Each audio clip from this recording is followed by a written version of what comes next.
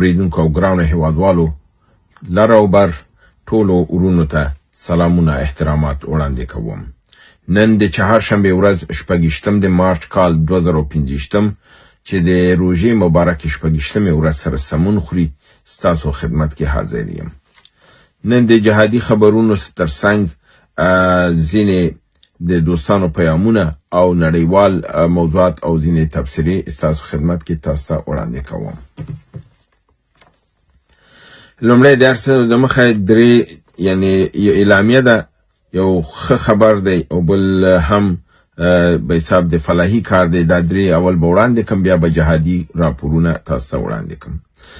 یو اعلامیه د مجاهدینو یا TTP لخوا صادره شوې ده چې هغه کې ویل شوي هغه 2 ورځې مخکې چې د کوهاټ درې ادمخیل په ولسوالۍ کې 2 کسه وژل شوي وو او د هغې تهمت پر مجاهدینو باندې ورتپل شوی وو. مجاهدین ځان د دنه مبرا ګڼي او ویلي دي چې دا وژنه دوی نه ده کړې او دا د دښمن کار دی د لپاره د بدنامۍ دغه چې کم کس دوی ووژني اسلامي مجاهدین مسدی دغه اعلامیه ثابت د صادري او دغه پر لا پغاړه اخلي حکم کاری چې نه کړي دغه مسولیت نه اخلي ځکه چې بې ځای امرینه یا بې ګناه خلکو امرینه مسولیت دوی نه اخلي. نو دا د 2 کسانو چې دي دا دوی په خپل دی نه دی وژلي بلکې دا کې دی چې ملټری اسټابلیشمنت د خوانه یا استخبارات خوانه وژل شوی وسی او تهمت پر مجاهدینو ویل شوی. همدارنګه د TTP فلاحي بهبود ادارې لخوا د باجوړ ولایت کوز دیر او په بر دیر کې د یتیمانو او کندو او د مجاهدینو کورنیو ته د روژې د مبارکې میاشتې د مرستې په سلسله کې او همدارنګه د اختر د راتللو په حساب چې 2-3 ورځې بعد را روان دي د دوی کورنیو سره مرستې او د کومک کړي دي ترڅو د دې احوال واخیستل شي او په حساب د سره هغه د تسلیت ورکړل شي چې دا نهایتاً په دې جنگ وخت کې د داسې ادارې د خوانه داسې اقدامات یې مثبت کار دی او دا د خلکو په منځ کې د دې هغه محبوبیت هم زیاتوي. همدارنګه د خیبر ولایت باړې ولسوالۍ څخه یو ډله د مجاهدینو په نامه د ایوب ملنګ صاحب په مشرۍ باندې جهادي ګروپ د TTP امیر مفتی منصور عاصم چې نورولی محسود نومیږي دغه په لاس بیعت کړی دی او د خپل دغه کړی ده ژمنه کړی ده چې دوی به تر اخري قطره د خپل دی وینو د خپل د خاورې خپل د دین د دفاع لپاره په دغه سنگر کې او دښمن به د دې خاورې نه وباسي او اسلامي نظام به دلته نافذوي. دا درې خبرونه و چې د تاسو سره شریک کړل.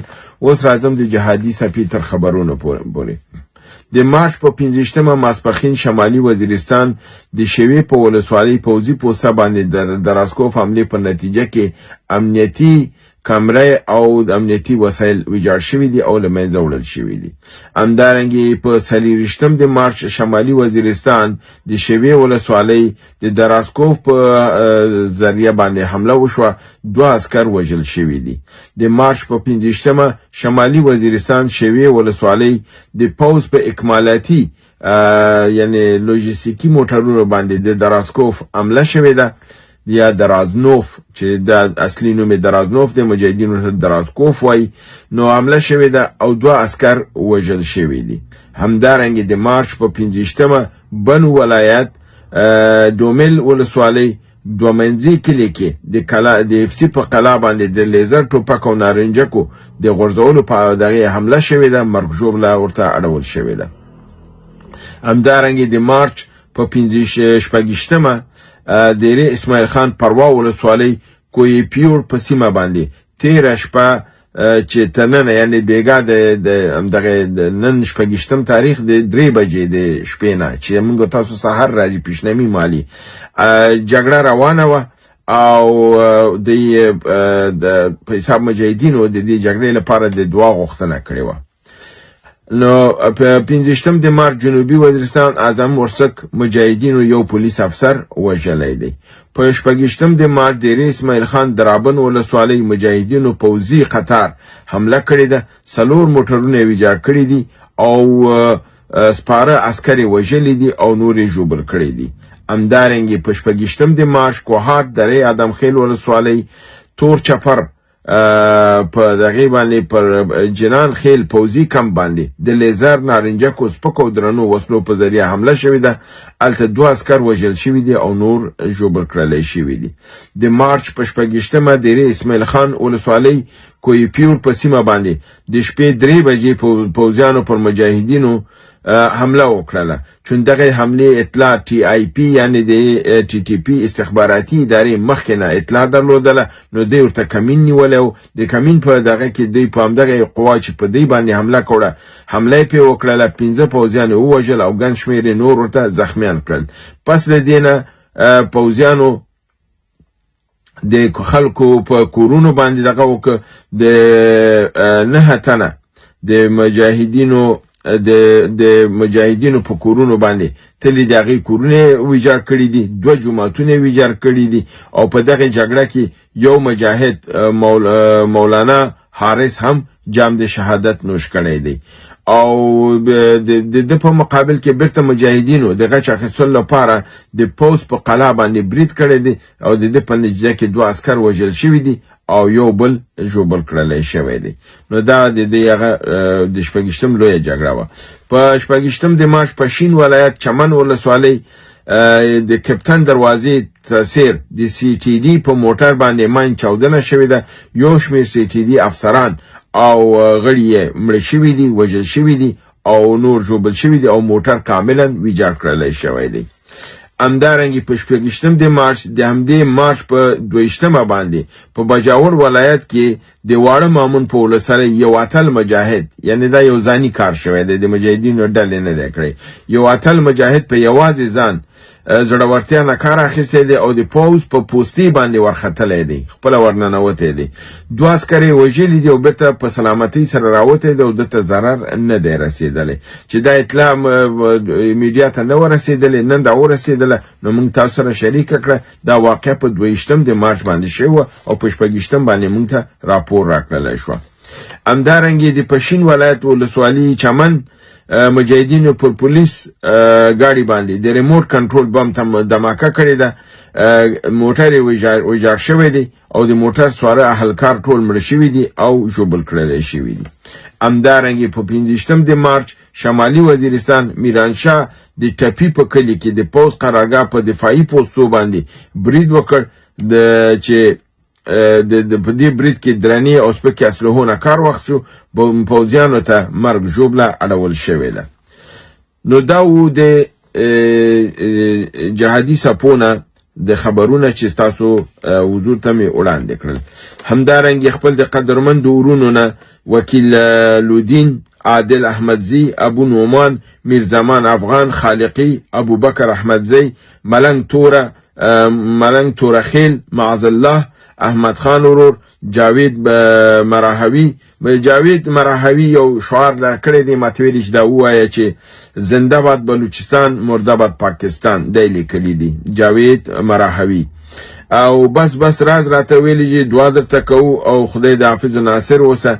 او بعض الکلمات تمجیدی استعمال کړي چې هغه ما ونه غوښته چې ووایم دا د هغوی په حساب خلوص دی چې ما د پاره دا کلمات استعمال کړي.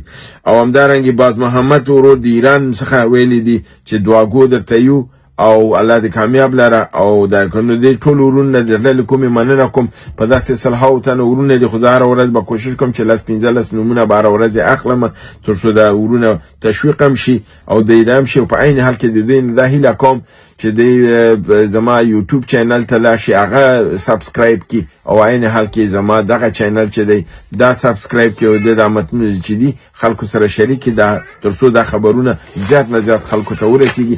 ځکه جهادي خبرونه نور چینلونه نه نشري او نور چینلونه کې نشته دی. دا یوازینی خبرونه چې زه دغه کوم او په سمه توګه خلکو ته رسوم. او ډیر خلک حتی په پاکستان کې زمونږ پوځي بعضې ورونه چې په نظام کې دي خو خلاف دی، غلط کار د نظام دی، هغوی هم اوري او د قدردانی کوي. د نړیوالو خبرونو په سطح باندې په ماسکو او د کیف ترمنځ، یعنی د یوکرین ترمنځ د امریکای په وساطت دغه شوی دی چې په تور سمندر کې به وربندي او دوی به یو په بل باندې برید نه کوي. همدارنګه د امریکا ملي اطلاعاتو سازمان خپل په یو راپور کې چې خپور کړی دی ویلي دي چې نور د افغانستان خاورې نه امریکا ته هیڅ کوم ګواښ نشته دی. نو په دا یو ډېر مثبت خبر دی، خدای وکړي چې امریکایان خپل په خبره باندې ودرېږي. همدارنګه د هندي رسنیو خبر ورکړی دی چې ښایي امریکا په کابل کې خپل سفارت پرانیزي. دا هغه خبره ده چې موږ میاشتې مخکې وړاندیز ګوینه کړې وه او الحمدلله دا د اوسې نړۍ هم زموږ دا خبره تاییدوي او د دې احتمالات شته دی چې که سفارت کاملا خلاص نه کړي، قونسلي په سطح باندې به دوی خپل سفارت خلاص کړي. د داخلي برنامو په ترڅ کې زابل ولایت کې د روغتیايي صحي مرکز نوې ودانۍ ګټه اخیستلو ته وړاندې شوه او دا ډېر په ښه مدرن سټنډرډ سره جوړه شوې ده. په دې کې مخکې تللي لابراتواري تسهیلات موجود دي او دلته اکثره ډېر مریضانو ته رسیدګي کیږي او د ټولو ته د سهولت ورکول کیږي. دا د سیمې د خلکو د خوشحالۍ باعث ګرځېدلی دی. همدارنګه د کابل ښاروالۍ اعلان کړی دی چې د کابل ښار د لپاره د کال 1404 کې 120 پروژې تر لاس لاندې دي او دا به ان شاء الله د سکهال کې دا تطبیقیږي او عملي کیږي. همدارنګه د کاپیسا په ولایت په تګاب ولسوالۍ کې 88 پروژې عمل منفعت د لاس لاندې نیول شوې دي او په د باندې کار شروع شوی دی.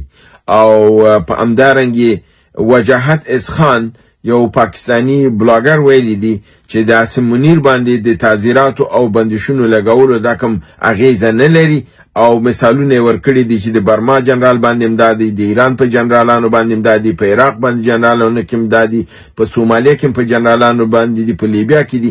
فلهذا دا کوم تاثیر نه لري. دا کوشش کړی دی چې دا سطحي ونیسي، مګر پاکستان او دا نور ممالک فرق کوي.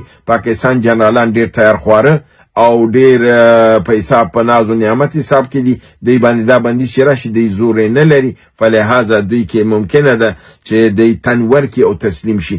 هغه د برما جنرالان او د ایران او د پاکستان کې زمکه اسمان فرق دي. دا هغه کاغذي جنرالان دي چې هغه عمران خان خبره ده چې شلتن اور پسې وېسي دی پرتګ لمديږي. نو دا هغه د عمران خان خبره صحیح ده او دا وجاهت به دي ته توزیع کې وجاهت په خپل د عمران خان د دغې نه دی په حساب هوادار نه دي. نو خپل د هغه څوک چې چا هواداري دغه خبره باید په ذهن کې ولري.